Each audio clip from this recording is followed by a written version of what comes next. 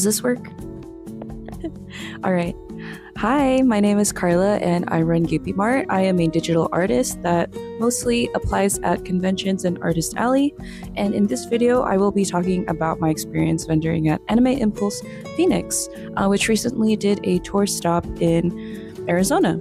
And just basically in this video, I'm just going to be talking about how I got in, when the applications got out and how I applied, how much more my expenses and my revenue for the convention itself, and probably some details here and there about how my convention preparation went for a local artist that's going to an Arizona convention, and overall closing thoughts about the event itself.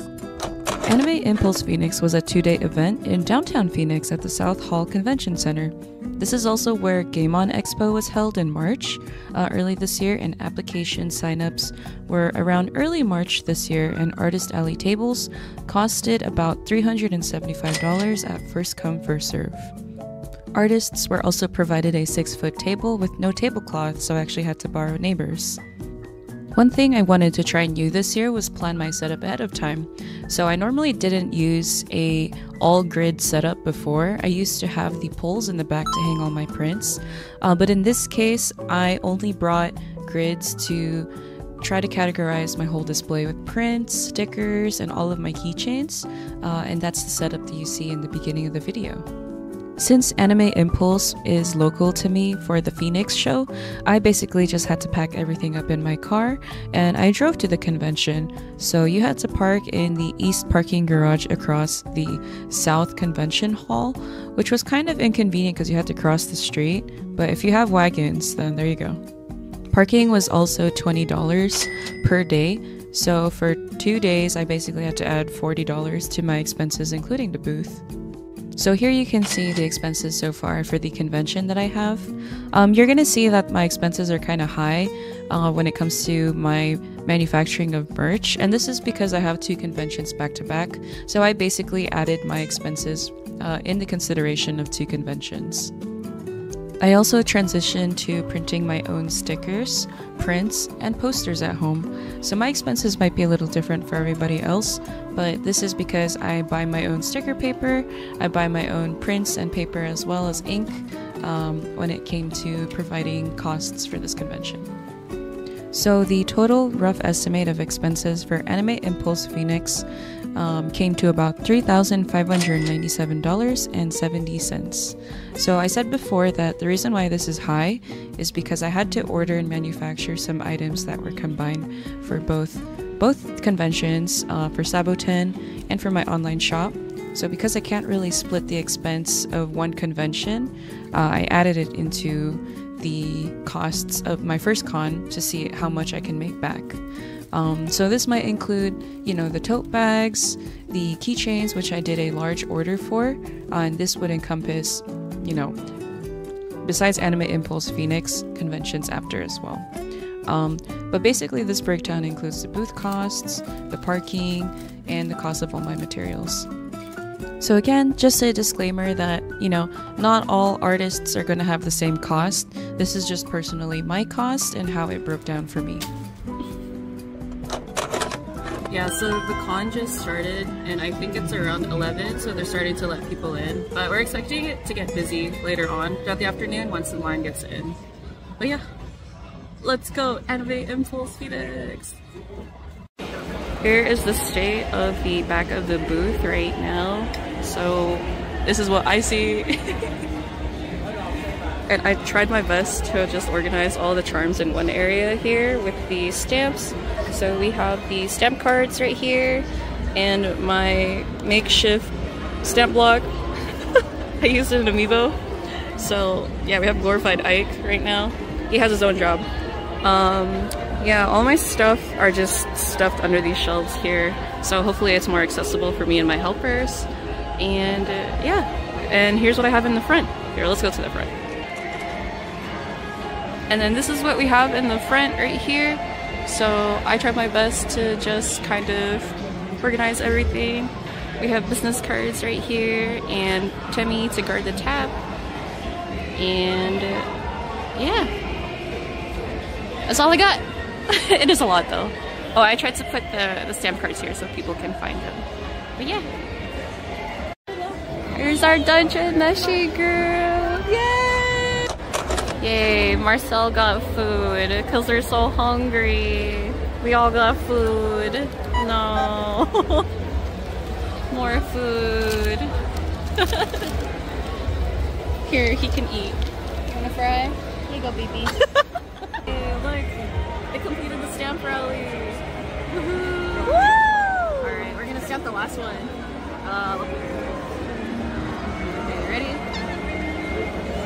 Dun, dun, dun, dun. Yay! Thank you!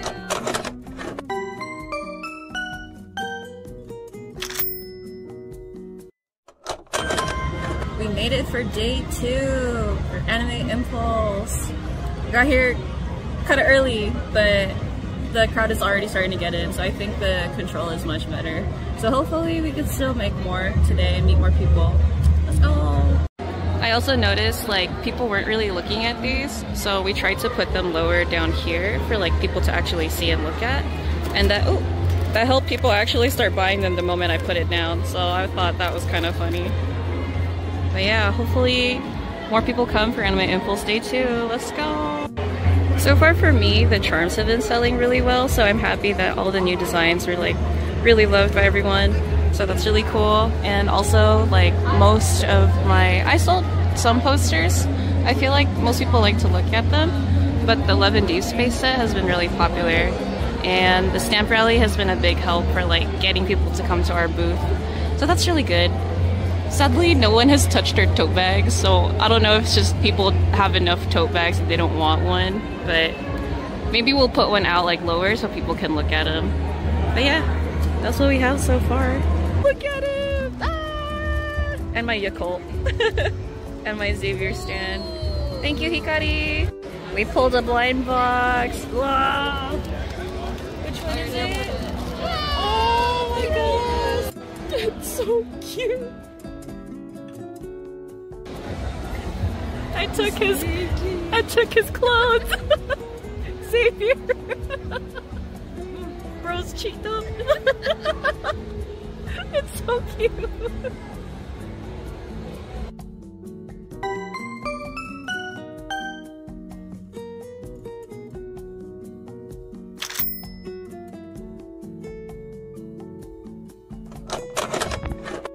Yo, okay. So now that we have wrapped up day 1 and day 2 of Anime Impulse Phoenix, I just wanted to recap my thoughts on the convention as well as say how much I made in total of gross sales for both days, and then after expenses how much I made after. If you would like a more detailed breakdown of my expenses and actual revenue, you can actually access this information on my Patreon. This just makes it more one-to-one with the information that I'm able to share with all of you guys. To put it simply, artist liability. I do not want companies coming after me for drawing fan art. Thank you for understanding. But if you guys want a general summary of how I performed at Anime Impulse, I basically did all right. If you watch earlier in the video, you will see that my expenses are quite high. So I make around almost under my expenses. If not, I did not make back all of it.